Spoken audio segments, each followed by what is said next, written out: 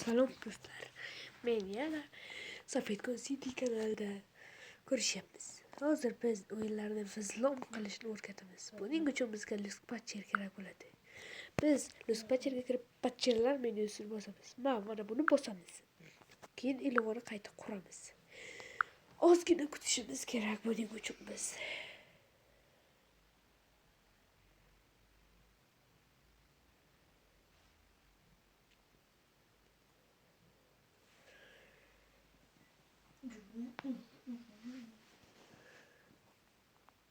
Mana faylga borishni bosamiz. O'rnatishni bosamiz. Hani bosamiz.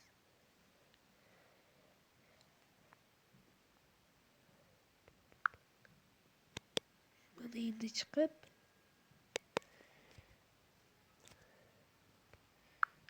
Lusk-Patcher orqali qilgan o'yinimizga kiramiz.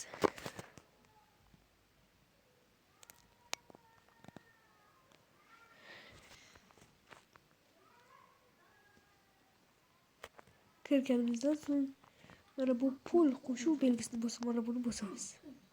Mana buni bosib ha qilsak, bo'ldi, mana puli ko'paydi. Mana puli ko'paydi. Video yoqqan bo'lsa like bosing va kanalimizga obuna bo'ling.